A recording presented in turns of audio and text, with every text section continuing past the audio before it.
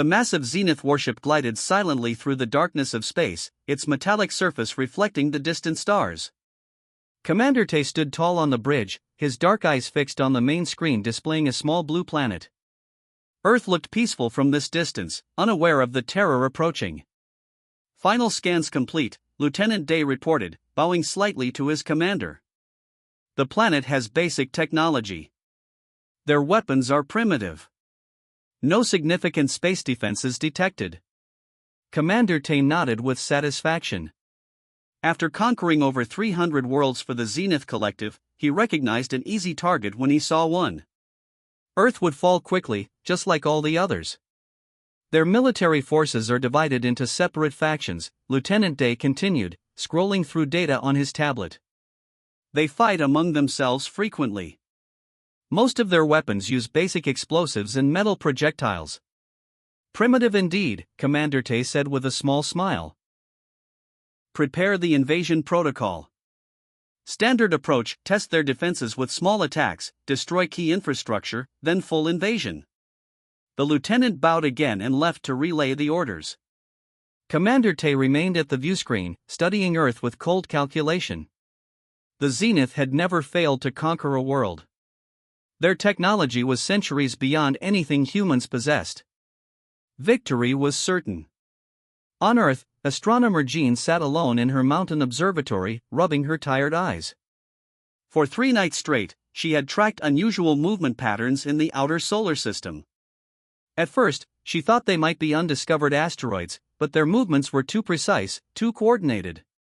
Her computer beeped with new data from the deep space radar. Jean frowned as she studied the readings. The objects had changed course again, all 7 of them, simultaneously. Natural objects didn't move like that. Jean reached for her phone with shaking hands and called her director. Director Park? I need you to come to the observatory immediately. I think we're being visited. Director Park arrived 30 minutes later, his face serious as he reviewed Jin's data. After an hour of verification, he made a call to government officials. Within hours, the information reached military leaders worldwide. At the Global Defense Headquarters, General Kim studied the satellite images with growing concern. The objects were massive, each larger than any spacecraft humans had ever built. And they were accelerating toward Earth. How long until they reach us? He asked the room of analysts and military officials. 3 days at their current speed, replied Colonel Yoon. But they could go faster if they wanted to. They're being cautious. General Kim nodded grimly. Alert all military commands worldwide. We need to prepare for first contact and possibly hostilities. Back on the Zenith command ship, Commander Tay reviewed the battle plans. The fleet would split into 7 groups, targeting major population centers simultaneously. Earth's primitive communication systems would be destroyed first, preventing coordination of their defense forces. Sir, Lieutenant Day interrupted, looking concerned. Our scouts report increased activity from Earth's orbital satellites. They've detected our approach. Commander Tay frowned. This was earlier than expected, but it changed nothing. It doesn't matter. Their awareness won't help them. Continue as planned. On Earth, panic began to spread as governments made emergency announcements. Some people fled cities, while others gathered in churches and temples. Scientists worked desperately to establish possible communication methods with the approaching vessels. In her observatory, Jean hadn't slept in 2 days. She tracked the alien ships constantly, providing updates to military channels. The visitors had made no attempt to hide or communicate. That worried her most of all. They're not here for friendly talks, she told Director Park softly. Visitors who want peace announce themselves. As the 3-day countdown continued, Earth's military forces mobilized globally. Ancient enemies set aside differences as humanity faced its first extraterrestrial threat. Fighter jets were armed, missile systems readied, and soldiers deployed to major cities. Commander Tay watched Earth's preparations with amusement. Their most powerful weapons would barely scratch Zenith shields. Their fastest aircraft couldn't match even the slowest Zenith fighters. Begin the approach sequence, he ordered. Send scout ships ahead to test their defenses. As his orders spread through the fleet, Commander Tay felt the familiar satisfaction of an easy conquest beginning. The universe's greatest threat was about to teach another primitive world its place in the galactic order. He didn't know that Earth would be different. He couldn't imagine that 3 months later, he would be retreating in disgrace, warning the collective about the dangerous species they had underestimated. The conquest that seemed so certain would become his greatest failure. But for now, Commander Tay smiled confidently as Earth grew larger on his viewscreen, completely unaware of the storm he was about to unleash and the greater storm that would come back at him. Retry the Zenith ships broke through Earth's atmosphere like falling stars, trailing blue fire as they descended. People in cities across the world stopped and pointed at the sky. Some recorded videos. Others ran for shelter. All knew that everything was about to change. Commander Tay watched from his command ship high above.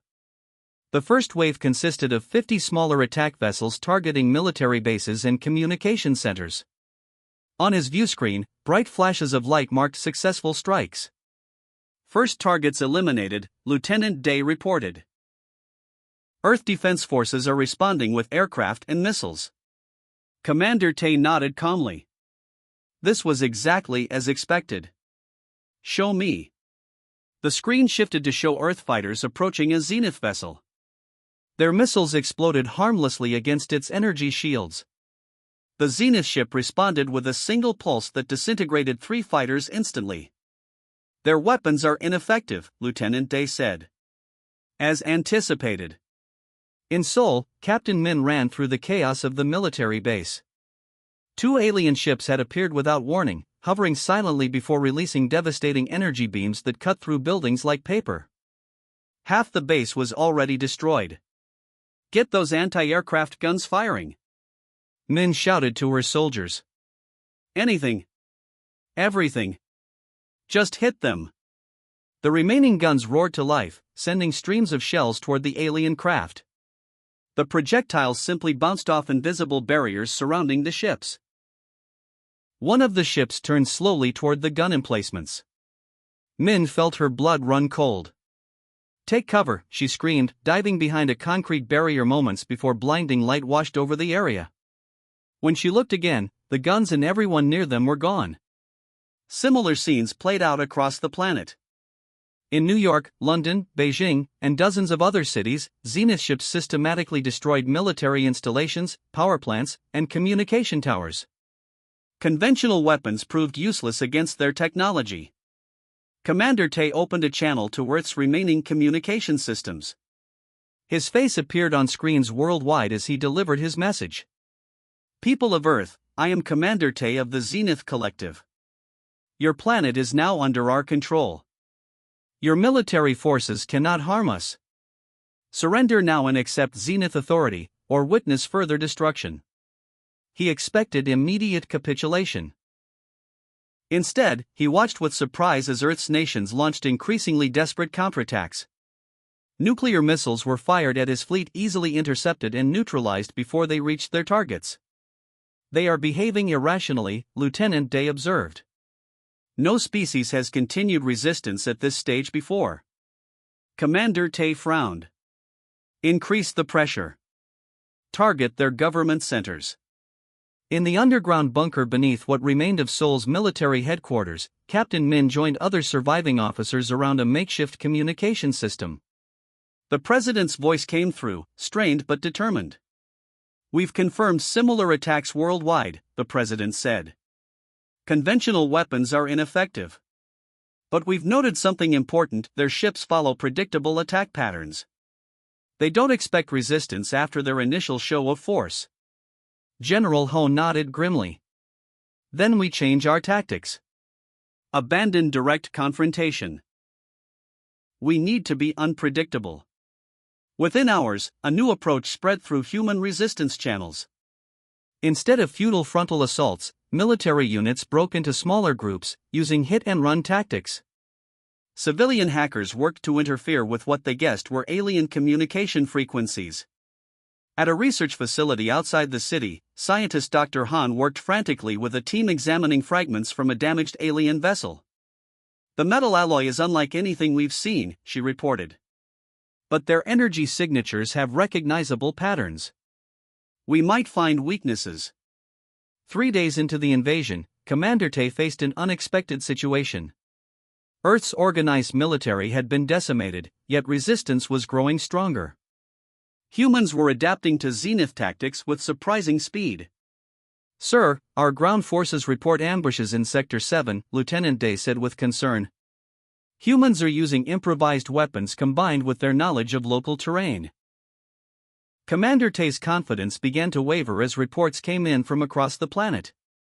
A Zenith supply ship had been damaged by what appeared to be a repurposed Earth satellite. Communication relays were experiencing interference. A landing party had gone missing entirely. "This is unusual," Commander Tay admitted. In his centuries of conquests, he had never seen a primitive species adapt so quickly to overwhelming force. On the surface, Captain Min led her small team through city ruins toward a crashed alien scout ship. They moved silently, using underground passages and building shadows for cover. "Remember the plan," she whispered. "We're not trying to destroy it. We need to capture their technology intact." As night fell across the battle-scarred planet, both sides reassessed their positions. Commander Tay still held the military advantage, but for the first time, he felt a flicker of uncertainty. The humans should have surrendered by now. Instead, they were learning, adapting, and fighting back with growing effectiveness. Something about these creatures was different from any species the Zenith had conquered before. The real battle for Earth was just beginning. Commander Tay paced the bridge of his flagship, his confidence replaced by growing frustration. The holographic display showed another supply convoy disrupted by human attackers. This marked the 7th such incident in 3 days. "How are they finding our secure routes?" he demanded, turning to his officers. Lieutenant Day checked the reports with a frown. "Unknown, Commander.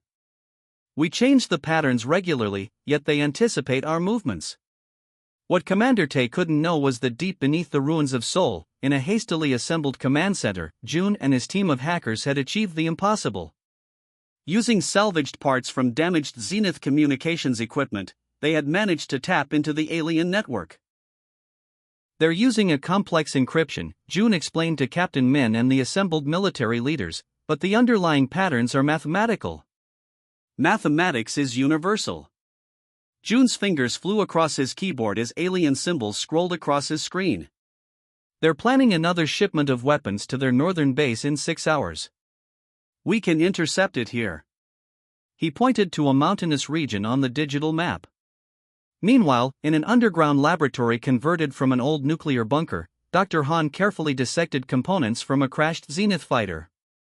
She worked with steady hands despite having slept only 12 hours in the past 5 days. "The energy shield operates on a fluctuating frequency," she explained to General Ho, who watched intently. "It's incredibly powerful, but predictable. Look here." She activated a small device she had built. A miniature version of the Zenith shield flickered to life, glowing blue around a metal object. "Now watch," she said, picking up what looked like a modified pistol. She fired it at precisely timed intervals. After the 5th shot, the shield flickered and failed. "If we time our attacks to match the shield's frequency cycle, we can break through," Dr. Han said, her eyes bright despite her exhaustion. "We can hurt them." In orbit, Commander Tay received increasingly troubling reports. Ground teams were being ambushed with weapons that somehow penetrated their shields. Communication systems experienced strange interruptions. Most disturbing of all, some Zenith soldiers had fallen ill with unknown biological conditions that their medical technology couldn't immediately cure. "Earth's microorganisms are affecting our troops," the medical officer reported. "Their biology is chaotic, diverse in ways we've never encountered. Our immune systems have no reference for these pathogens." Lieutenant Day approached cautiously.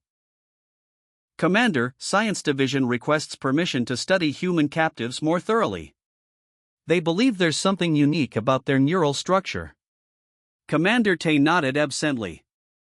The conquest that should have taken days had stretched into weeks, with no end in sight. Across the planet, humans demonstrated an adaptability that defied Zenith predictions. Former enemies now worked together seamlessly. Scientists shared discoveries instantly through hidden networks. Ordinary citizens became resistance fighters, using their intimate knowledge of local terrain to outmaneuver technologically superior forces. In what remained of Washington, D.C., an international team gathered around a prize that would change everything: a captured Zenith cruiser, mostly intact.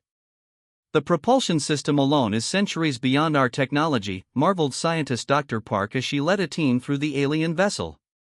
But the control systems are surprisingly intuitive. They're designed for efficiency. What made the humans so effective wasn't just their technology adaptation but their unpredictability. Zenith battle computers, programmed with the tactics of 1,000 conquered civilizations, couldn't anticipate human strategies because humans often acted against their own apparent interests, sacrificing advantages for long-term gains or making high-risk moves that defied logical analysis. In his command ship, Commander Tay studied human history records with growing concern.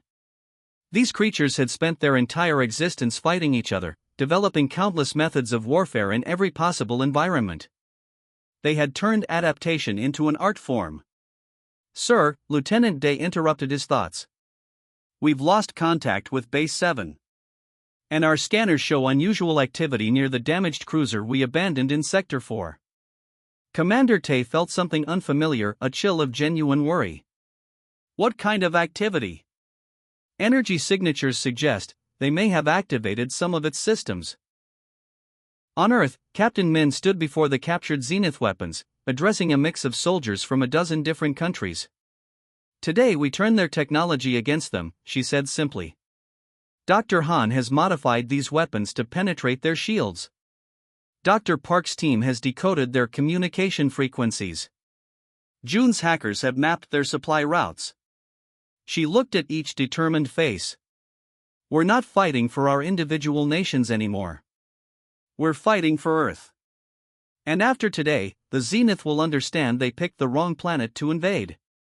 As night fell, the first coordinated global counterattack began, and Commander Tay would soon discover the full meaning of human resilience. Commander Tay stared in disbelief at the tactical display. Another red light blinked out, marking the fall of yet another Zenith outpost. It was the third one today. Just yesterday, humans had been scattered and disorganized. Now they were striking with precision and purpose. "How are they penetrating our shields?" he demanded. Science Officer Min approached cautiously, knowing the commander's temper had grown short in recent days. "Sir, they've discovered the resonance pattern in our shield modulators. They're timing their attacks to exploit the microsecond refresh intervals." Commander Tay slammed his fist on the console. "Impossible. They couldn't have understood that technology so quickly." But they had. On the battlefield outside what remained of Beijing, Colonel June led a team armed with modified weapons. These weren't the crude projectile guns humans had used initially. These were hybrid weapons, combining Earth technology with salvaged Zenith components. "Remember your training," June told his soldiers as they prepared to attack a Zenith ground transport. 3 pulses precisely timed, then pause 2 seconds, then 2 more pulses. The sequence disrupts their shields. The soldiers moved with practiced efficiency. When the Zenith transport appeared, they fired in perfect unison. The enemy shields flickered blue, then failed completely. Their second volley disabled the transport's propulsion system. As stunned Zenith soldiers emerged, they faced something they hadn't been prepared for: humans who knew exactly how to fight them. Across the planet, similar scenes unfolded. Human forces no longer engaged in direct, suicidal confrontations. Instead, they used guerrilla tactics, striking quickly and disappearing before reinforcements arrived. They attacked supply lines, communication relays, and isolated units. Most importantly, they systematically captured Zenith technology. In her laboratory, Dr. Han worked alongside international scientists, examining a new discovery. The Zenith use a form of neural interface to control their advanced weapons, she explained to General Ho. That's why we couldn't operate their ships at first. But we've found something fascinating. Human brains are actually more adaptable to their interface than Zenith brains. She pointed to brain scans displayed on her monitor. See here? Zenith neural pathways are highly specialized. Efficient but rigid. Our neural pathways are more chaotic, more adaptable. Once we understood the basic principles, we could actually improve their design. General Ho looked skeptical. You're saying we can use their own mental control systems better than they can? In some ways, yes, Dr. Han nodded. It's why June's team could break their codes so quickly. Our minds work differently. We make connections they don't expect. On the Zenith command ship, alarm signals flashed across multiple stations. Lieutenant Day approached Commander Tay with undisguised concern. Sir, humans have taken control of Defense Platform 3 in orbit. They've turned its weapons against our fleet. Commander Tay watched in shock as one of his cruisers erupted in flames, struck by fire from the captured platform. This wasn't just adaptation anymore. This was mastery of Zenith technology. How many ships have we lost? He asked quietly. 7 in the past 12 hours, sir. And we've lost contact with all ground bases in the Western Hemisphere. Commander Tay had never experienced defeat. The Zenith Collective had conquered hundreds of worlds using the same efficient methods. But Earth was different. These humans didn't follow the rules of rational warfare. Sir, Lieutenant Day continued hesitantly, there's something else. Medical reports indicate a spreading infection among our troops. Earth bacteria have mutated to target our biology. Our medical officers are overwhelmed. What the lieutenant didn't mention was the growing unrest among the Zenith forces. Soldiers who had never known defeat were now questioning their commander's decisions. Some wondered if this planet was worth the unprecedented losses they were suffering. On Earth, Captain Min led an elite team toward their most ambitious target yet, a Zenith command center established in what had once been downtown Seoul. Her soldiers moved silently through underground passages, wearing armor cobbled together from Zenith materials. Each carried weapons that Dr. Han's team had enhanced. Each wore a neural interface that allowed them to detect Zenith communications and shield frequencies. Remember, Min told her team, once we control this facility, we'll have access to their entire regional network. June's team is standing by to exploit any data we can transmit. As they emerged from the tunnel into the Zenith facility, they encountered something unexpected: minimal resistance. Many of the alien soldiers were visibly weakened by Earth's pathogens. Others seemed disoriented, their coordination systems affected by human countermeasures. Commander Tay received the report of the Seoul Command Center's fall with growing dread. The humans weren't just fighting back, they were winning. His perfect record of conquests was crumbling before him. Prepare my shuttle, he ordered Lieutenant Day. I must see these humans myself. I must understand what we're facing. What Commander Tay didn't realize was that his decision to personally inspect the battlefield would lead directly to the most humiliating defeat in Zenith history. Commander Tay's shuttle landed at what remained of the Seoul Command Center under heavy guard. He had never personally visited a battlefield during a difficult campaign. There had never been a need. But Earth had changed everything. Secure the perimeter, he ordered his elite guards. I want to see their adaptive weapons myself. As he inspected the captured human technology, a sense of unease grew within him. The humans hadn't just copied Zenith designs, they had improved them in unexpected ways. Where Zenith technology favored precision and efficiency, human modifications added flexibility and unpredictability. Their thinking is chaotic, he muttered. It makes no logical sense. What Commander Tay didn't know was that his visit had been anticipated.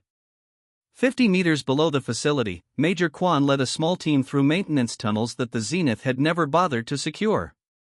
Each member carried a special device designed by Dr. Han, a neural disruptor specifically calibrated to Zenith brain patterns. Commander on site confirmed, came June's voice through Kwan's earpiece. All systems report ready. Satellite control established. Across the planet, human forces stood ready. The resistance had grown from scattered groups into a coordinated global force. Former enemies now fought side by side. Scientists from rival nations collaborated freely. This was humanity united as it had never been before. In orbit, the captured Zenith defense platforms silently turned, their weapons locking onto the main Zenith fleet. Years of warfare would have been required to build such weapons. The humans had simply taken them intact. Commander Tay felt a strange sensation as he walked through the command center, the feeling of being watched. His guards seemed uneasy too, hands tight on their weapons. "Sir," one guard said suddenly, human life signs detected approaching from below. Before Commander Tay could respond, the lights flickered and died. Emergency systems activated, bathing the room in dim red light. Their communications went silent simultaneously. "Defensive positions," he ordered, drawing his own weapon. The doors slid open, but instead of a human assault team, a single small device rolled into the room. It emitted a high-pitched pulse that sent every Zenith soldier crumpling to the floor, overwhelmed by neural pain. Only Commander Tay remained standing, his elite neural shielding protecting him but leaving him alone. Major Quan walked calmly into the room, flanked by soldiers carrying the hybrid weapons that had turned the tide of the war. "Commander Tay," Quan said simply. "We've been expecting you." Tay raised his weapon, but before he could fire, Quan activated a small device. The commander's weapon instantly powered down. "We control your technology now," Quan explained. "Your neural patterns, your energy systems, your communication networks. We understand them better than you do." On the main view screen, images appeared showing Zenith ships under attack from their own defense platforms. Others showed human forces overwhelming Zenith ground troops worldwide. "Impossible," Tay whispered. "No," Quan corrected. "Just improbable. You judged us by our technology level, not by our nature. That was your mistake." Around the world, the coordinated human counterattack reached its climax. The three remaining Zenith command ships found themselves surrounded by their own captured vessels, now operated by human crews. "You should know," Quan continued, "that we've transmitted a simple message to your fleet. Immediate withdrawal, or face complete destruction. We've demonstrated our ability to control your weapons systems. Your troops are sick with diseases your medical technology can't handle. Your choice is simple: leave or be destroyed." Commander Tay stared at the human with newfound respect and fear. In all his centuries of conquest, he had never encountered a species that could adapt so quickly, fight so fiercely, or cooperate so effectively in the face of superior technology. "What are you?" he asked finally. "Just humans," Quan answered. "We've spent our entire history fighting each other. We've become very good at it. But we're even better at surviving." Within hours, the remaining Zenith forces began their retreat. Ships limped away from Earth orbit, transmitting warnings to the distant collective. The warning was simple: Earth is not to be approached. Humans are not to be underestimated. Commander Tay was permitted to leave with the last retreating ship. As he stood on the bridge, watching Earth shrink in the distance, he began compiling his report to the collective leaders. How could he explain that the universe's greatest threat had been defeated by a species that had barely mastered space travel? On Earth, the celebration was tempered with purpose. Humanity now possessed technology centuries beyond their previous level. They had united against a common enemy. And they had sent a message to the stars: Earth was not an easy target. Dr. Han looked at the stars through the window of her lab. "They'll be back someday," she said quietly. "Or others like them." "Yes," General Ho agreed. "But next time, we'll be ready."